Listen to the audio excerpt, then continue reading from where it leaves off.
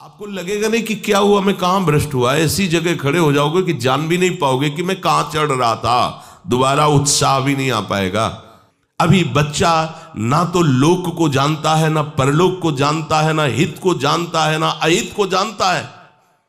अभी उसका ब्रह्मचर्य किसी काम लायक नहीं हुआ और वो उतर गया व्यभिचार में। क्या होगा उसका जीवन? अगर आप वाणी में संयम में रहते हैं ना, वो और भजन करते हैं और सत्य बोलते हैं, तो आप जो बोलेंगे वही होगा। श्रवणेंद्री से गंदी बातें सुने, वाणी से गंदी बातें बोले, रसेंद्री से गंदा भोजन करें और सोचे ब्रह्मचर्य रह जाएंगे, तो बिल्कुल नहीं, कदापि नहीं। ब्रह्मचर्य कोई खिलवाड़ नहीं है। अब जो इस मार्ग पर, अध्यात्म मार्ग पर, आनंद मार्ग पर चलना चाहते हैं, तो उनको एक इंद्रिय के संयम के लिए पांचों इंद्रियों पर संयम करना होगा, ज्ञान इंद्रियों पर। एक बात सुधारने के लिए, ब्रह्मचर्य का रक्षा तभी वो उपासक कर सकता है जब सर्वतोभावेन ब्रह्मचर्य होगा। एक जनेन्द्रीय के ही ब्रह्मचर्य की पुष्टता का जब आप लक्ष्य कर लोगे, तो उसकी पुष्टता के लिए आपको सर्वतोभावेन ब्रह्मचर्य धारण करना पड़ेगा। सर्वतोभावेन नेत्र का ब्रह्मचर्य, जो नेत्र किसी को भी देखकर भोग कामना कर लेते हैं, भोग बुद्धि से देखते हैं वस्तु को, व्यक्ति को, किसी को भी, ये नेत्र से व्यभिचार हो रहा है। इसीलिए सावधान रहना चाहिए। जैसे नाटक, सिनेमा आदि हैं, वहां तो जान रहे हो चित्र हैं, पर उनमें जो अभिनय करने वाले जन हैं वो तो संसारी जन ही है ना। उनका पहनावा, ओढ़ावा, हाव भाव, अंग प्रत्यंग, अगर आप भगवत भाव से युक्त है तो संपूर्ण सृष्टि में कहीं भी दृष्टि जाए अपने प्रभु की भावना होती है। पर वहां तक पहुंचने के लिए आपको ये त्यागना होगा ना।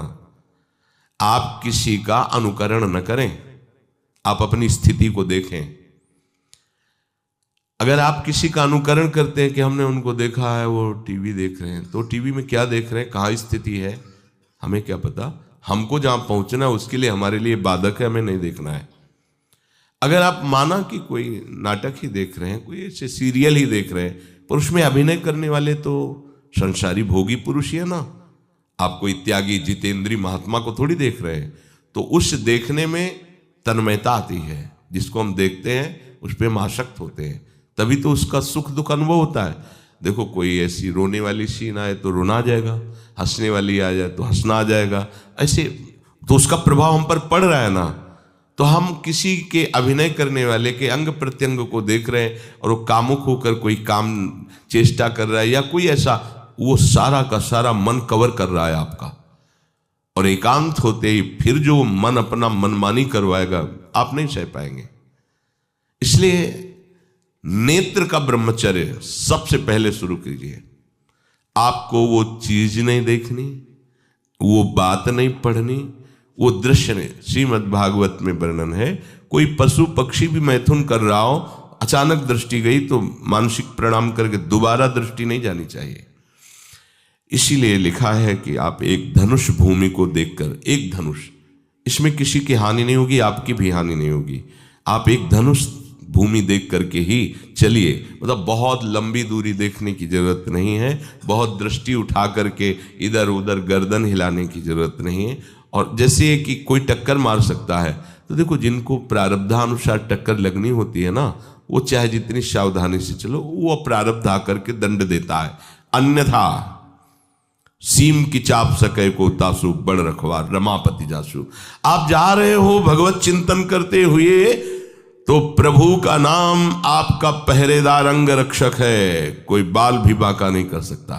आपका प्रारब्ध यदि आया है, प्रभु से पास हो गया है कि आपको ये दंड मिलना चाहिए, फिर मिलेगा। आप निश्चिंत रहिए, निर्भय रहिए। प्रभु का जो विधान है वो मंगल करने वाला है। देखो, इतने बड़े महापुरुष पूज्य श्री राधा बाबा, श्री आद्याशक्ति भगवती की प्रसन्नता की आराधना कर रहे हैं, क्योंकि श्री कृष्ण हमारे पति हों, इस सिद्धांत की पुष्टता के लिए।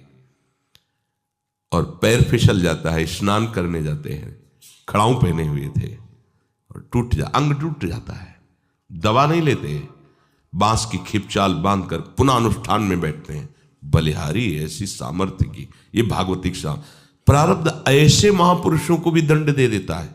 देखो ना, ऐसे महापुरुष जो ऐसी ऊंचाई पर पहुंचे हैं और इतने भागवत भजन में नियम निष्ठ है, उनको भी प्रारब्ध दंड दे रहा है शरीर को। तो अपने को इससे निश्चिंत हो जाना है। जो होना है उसे रोक नहीं सकते, जो नहीं होना उसे कोई कर नहीं सकता। अपने आराध्य देव के चिंतन में ज्यादा नेत्रों को इधर उधर दौड़ाने की जरूरत नहीं है। नेत्र का ब्रह्मचर्य, फिर वाणी का ब्रह्मचर्य, बहुत बड़ा प्रभाव पड़ता है इससे। यदि आप जवान से अश्लील बातें, गंदी बातें, कामुक बातें करेंगे तो आप ब्रह्मचर्य रह ही नहीं सकते। अगर आप वाणी से परस्पर शरीर आकर्षण वाली बातें करेंगे, उसको देखा तुमने क्या, बस आप गए। चाहे वो स्त्री शरीरधारी साधक हो या पुरुष शरीरधारी, परस्पर आकर्षण संबंधी यदि वाणी खुली आपकी, तो वाणी के व्यभिचार से आपका जनेंद्रिय का व्यभिचार प्रारंभ हो जाएगा। आप रोक नहीं सकते, नहीं रोक सकते। इसलिए वाणी से भी कोई ऐसी वार्ता ना कीजिए जिससे आपके अंदर काम वेदना बढ़े।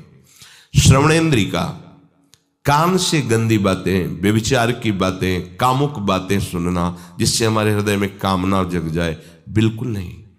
भले वो किसी को लेकर टीका टिप्पणी की जा रही हो, देखो वो साधक है, उसको हमने देखा वहां ऐसे देख रहा था, वैसे कर रहा था, वो तो आपको समझ में आ रहा है कि किसी साधक की बात कर रहे हैं, वो तुम्हारे नाश के लिए उपाय कर रहे हैं जो आपको ऐसी बात बता रहे हैं। क्यों? क्योंकि आप भी तो साधक हैं। श्रवणेंद्रिय का व्यभिचार हो रहा है। आराध्य देव के सिवा और कोई बात कान से सुनना उसे व्यभिचार कहते हैं। इसलिए महाप्रभु कहते श्रवण फूटो जो अन सुनो। ऐसा हमारा अगर कान कुछ और सुने तो फूट जाए, नेत्र कुछ और देखें तो ये नेत्र नष्ट हो जाए, वाणी कुछ और बोले तो मुख हो जाए। हमारी श्रवणेंद्रिय का व्यभिचार नहीं होना चाहिए। धर्म की बात, अपने आराध्य देव की बात, शास्त्र सम्मत बात हम श्रवण करें। अन्यथा अगर कोई ऐसा मित्र है या हमारा साथ में रहने वाला है, कोई किसी भी साधक की को लेकर बात कर रहा है, तो भी हमें कान में उंगली डाले नहीं। हम कोई ईश्वर थोड़ी कि हम किसी को संभाल लेंगे, हम अपने को नहीं संभाल पा रहे। हमारे सामने किसी की बात मत करो, ऐसी करना है तो प्रभु की चर्चा करो, अन्यथा मत करो। तो अगर आप श्रवणेंद्रिय का ब्रह्मचर्य, वाकेंद्रिय का ब्रह्मचर्य, नेत्रेंद्रिय का ब्रह्मचर्य और त्वगेंद्रिय का ब्रह्मचर्य, अनावश्यक किसी को स्पर्श मत करो। परस्पर विरोधी शरीर को तो भूल कर मत करो। विरोधी शरीर जिससे हमारा पुरुष शरीर है, सामने स्त्री शरीर है, तो किसी भी तरह से सेवा के लिए संकेत करना या किसी भी सेवा के लेन देन में बचाव पक्ष में रहो। यहां रख दीजिए सामान, फिर आप उठा लीजिए। सीधे हाथ में सामान लेना नहीं, सीधे हाथ में सामान देना नहीं, जमीन में रख दीजिए। बहुत पवित्र है तो आप कुर्सी पे जो भी आसन उसका हाथ में लेने का नहीं। परस्पर विरोधी भाव वाले शरीरों का स्पर्श बिल्कुल निषेध है, किसी भी कारण से न किया जाए। मान लीजिएगा ये बहुत मतलब आवश्यक है, यदि आप इसमें चूक कर गए तो धीरे धीरे आप फिसल के वहीं खड़े हो जाएंगे जहां से चढ़ना मुश्किल है। किसी भी साधिका को, किसी भी साधक को परस्पर लेन देन हाथ में नहीं करना चाहिए। मानो हमारी बात, आपको माला देनी, चौकी पे विराजमान करो, हम उठा लेंगे। हमें कोई सामग्री, ये सामान रखिए, आप उठा लीजिएगा। कभी भी कोई भी परस्पर मुस्कुराहट, बातचीत, ऐसे कोई इशारे यदि दिखाई दे तो आप बचो और उसको बचाओ।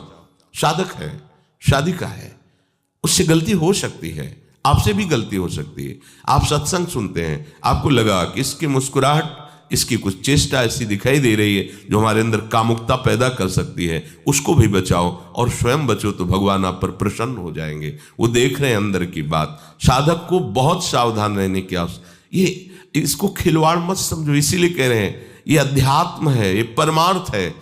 आपको लगेगा नहीं कि क्या हुआ, मैं कहां भ्रष्ट हुआ, ऐसी जगह खड़े हो जाओगे कि जान भी नहीं पाओगे कि मैं कहां चढ़ रहा था, दोबारा उत्साह भी नहीं आ पाएगा।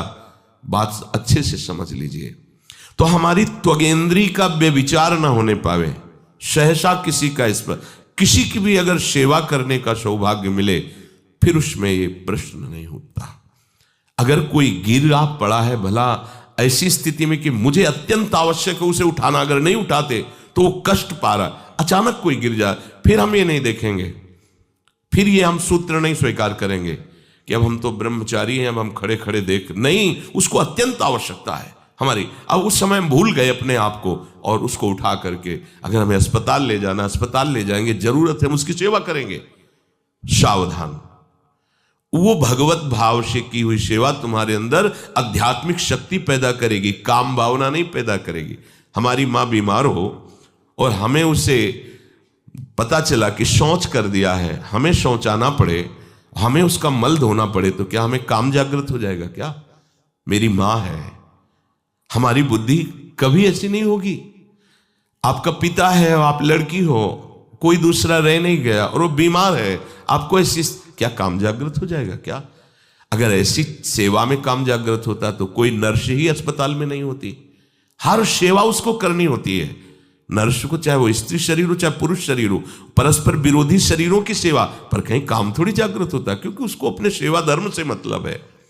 तो ये सेवा के समय इस सूत्र को न देखा जाए, पर ध्यान रखें, अत्यंत आवश्यक जहां आपके सिवा नहीं हो सकता वहां अगर हमें ऐसा अवसर मिलता है कि सेवा उसे हो सकती है तो हम पहले उसे प्रेरित करेंगे।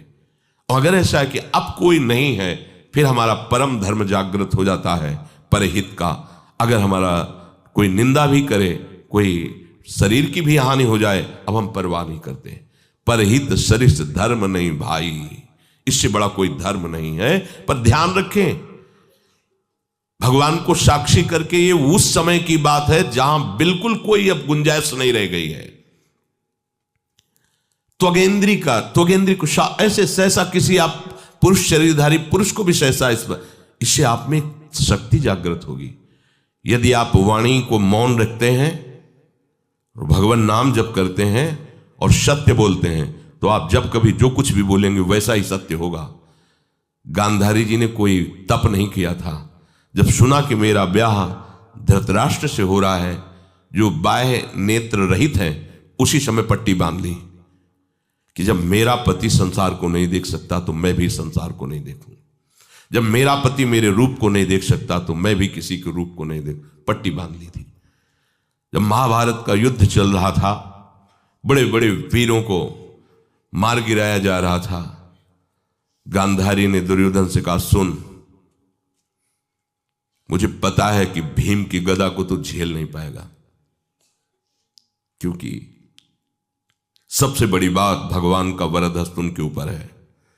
दूसरी बात, वो पवन पुत्र है, वो जब अपने आवेश में आ जाएगा तो तेरी सामर्थ्य नहीं कि उसकी गदा के प्रहार को तू सह सके, पर मैं तुझे शक्ति प्रदान करूंगी। मैं एक पतिव्रता हूं, आज तक कभी पति का वरण करने के बाद कुछ देखा नहीं है। मैं अपने नेत्रों की पट्टी खोलूंगी, तू नग्न होकर मेरे सामने आ जाना। मेरी दृष्टि पड़ते ही वज्र का शरीर तेरा हो जाएगा, किसी के सामर्थ्य नहीं कि तेरे उस अंगों को तोड़ सके।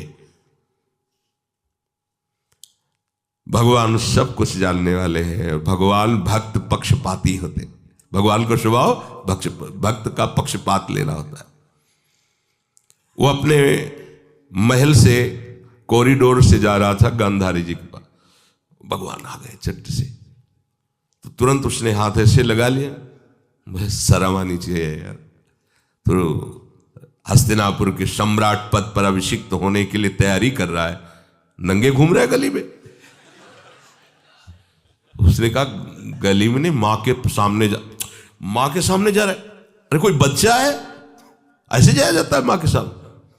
उसने कहा, माँ ने कहा है कि हम पट्टी खोलकर तुम्हें देख लेंगे तो तुम्हारा शरीर वज्र का, चलो माना, माँ की आज्ञा का पालन करो, थोड़ा इन अंगों को तो ढक लो, तुम तो बड़े हो, कोई बच्चे थोड़ी माँ के सामने ऐसे चले जाओगे, ढकना चाहिए तुम्हें। वापस कर दिया। वो यहाँ ऐसे पत्तों से ढका, वस्त्र नहीं पहना, माँ की आज्ञा, ऐसे पत्ते से ऐसे कमर से ऐसे ढक लिया, पीछे आगे ऐसे।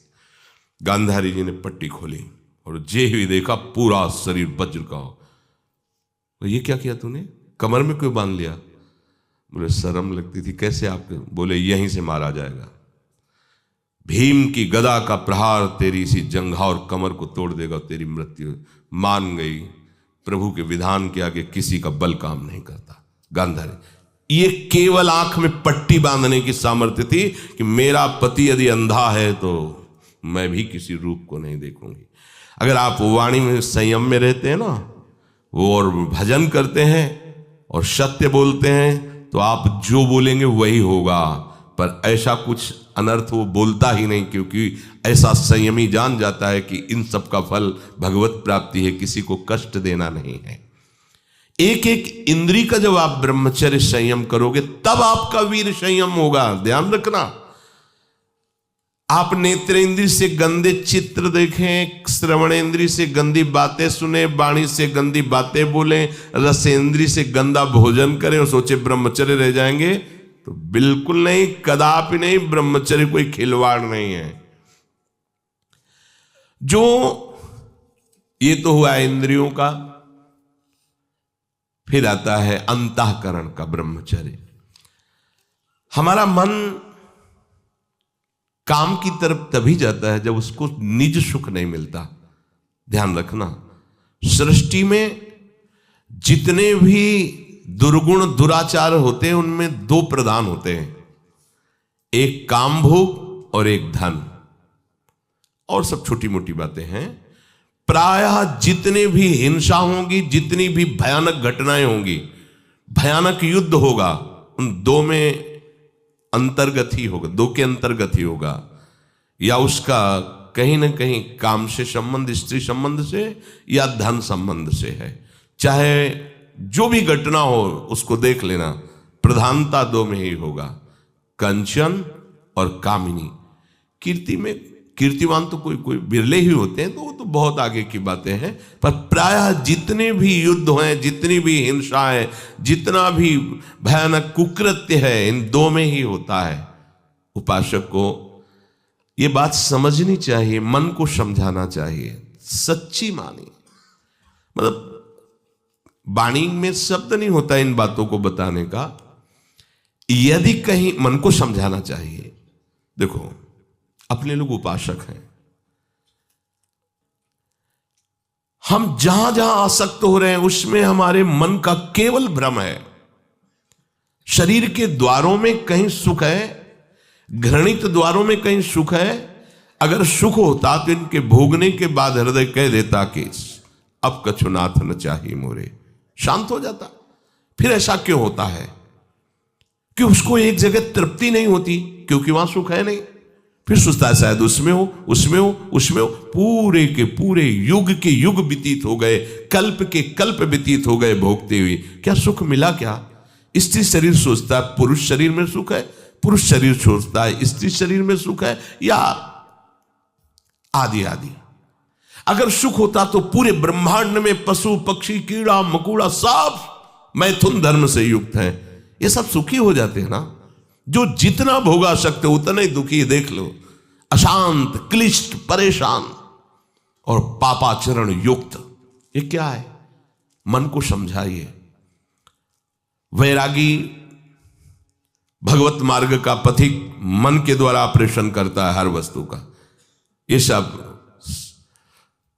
इसको ऐसा ना समझे कि बड़ी गुप्त बातें हैं। गुप्त बातें हैं प्रिया प्रीतम के दिव्य चिदानंद में रहस्य की, ये गुप्त बातें नहीं, इनको समझो खोल करके।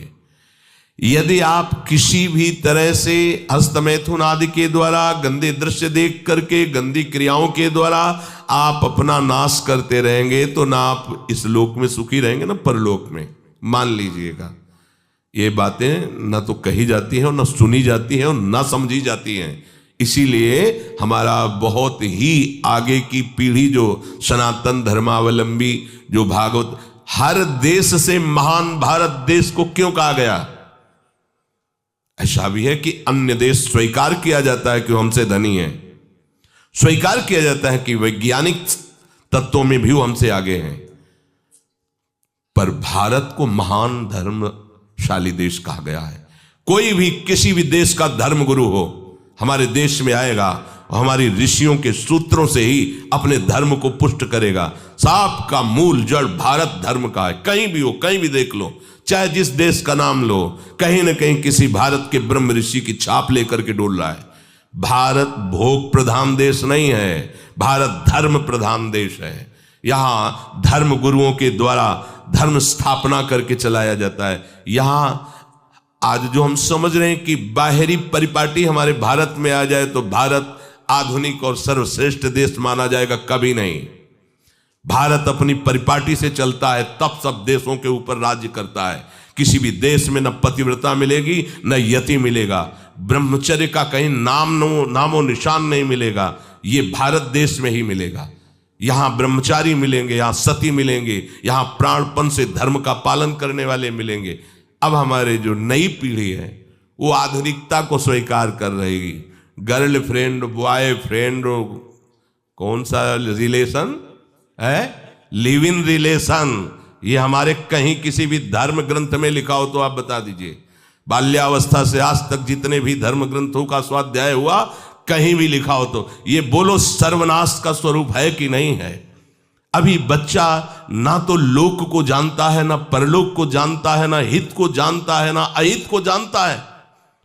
अभी उसका ब्रह्मचर्य किसी काम लायक नहीं हुआ और वो उतर गया व्यभिचार में। क्या होगा उसका जीवन, क्या होगा जीवन, चाहे वो स्त्री स्वरूप में चाहे पुरुष स्वरूप में हो।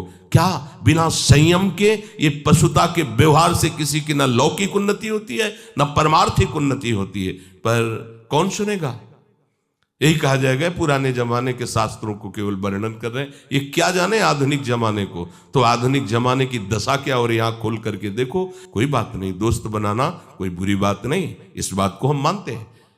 स्त्री शरीरधारी पुरुष शरीर को मित्र बना सकता है, कोई दोष नहीं। पुरुष शरीरधारी स्त्री को मित्र बना सकता है, कोई दोष नहीं। लेकिन मित्र का क्या कर्तव्य होता है, कुपंथ निवारि सुपंथ चलावा, कुमार्ग से हटा करके सुपंथ में चलाना, उसकी समस्याओं को दूर करके उसको आनंद में से युक्त करना, उसको सहयोग करना, ना कि शोषण करना। दोस्ती कहते हैं उसके दुखों को मिटा करके उसको शांति और सुख के मार्ग में ले जाना। इसीलिए ये जो आधुनिकता बढ़ रही है, ये जो खान पान गलत हो रहा है, ये जो दर्शन गलत हो रहा है, तो इस जमाने में ब्रह्मचर्य ये केवल शब्द ही लिखा मिलेगा, जीवन में नहीं मिलेगा। नए नए बच्चे व्यसन कर रहे हैं, नशा कर रहे हैं, गंदे आचरण कर रहे हैं, क्या होगा, कैसे आगे कोई समझेगा शास्त्र क्या है, धर्म क्या है, बल क्या है। आज नवयुवक 16 से 28 के बीच में कोई ऐसा नहीं दिखाई देता है जिसमें आध्यात्मिक थोड़ा भी बल हो, काम क्रोध आदि सहने की सामर्थ्य हो। अपने बूढ़े माता पिता को थप्पड़ मार रहे हैं, बूढ़े माता पिता को गाली दे रहे हैं, बूढ़े माता पिता जिन्होंने खवा पिला के इतना बड़ा, उन्हें अनाथालय भिजवाया जा रहा है, उनको छोड़ दिया जा रहा है। आप विदेश घूम रहे हैं, उनके खाने की व्यवस्था घर में नहीं। क्या है ये, आज आधुनिक विद्या का ये प्रभाव है। विद्या विनयम ददाति, जो अपने वयोवृद्धों की सेवा नहीं कर सकता वो क्या विद्या पढ़ा, जो दूसरों की रक्षा नहीं कर सकता क्या विद्या पढ़ा। क्या विद्या का यही स्वरूप है दूसरे का शोषण करना, क्या विद्या का यही स्वरूप है कि शराब पीना, ड्रग्स का ये नशा करना, ये क्या विद्या सिखाती है। वो कहा जाता है आज तो आधुनिक विद्या बढ़ रही, मुझे लगता है संयम में रहना ही विद्या का वास्तविक स्वरूप है। अपनी इंद्रियों को संयम में रखना, अपने को संयम में रखना, बुजुर्गों का, गुरुजनों का, शास्त्र का, भगवान का भय रखना हृदय में। ऐसा नहीं, आप तभी निर्भय हो पाओगे यदि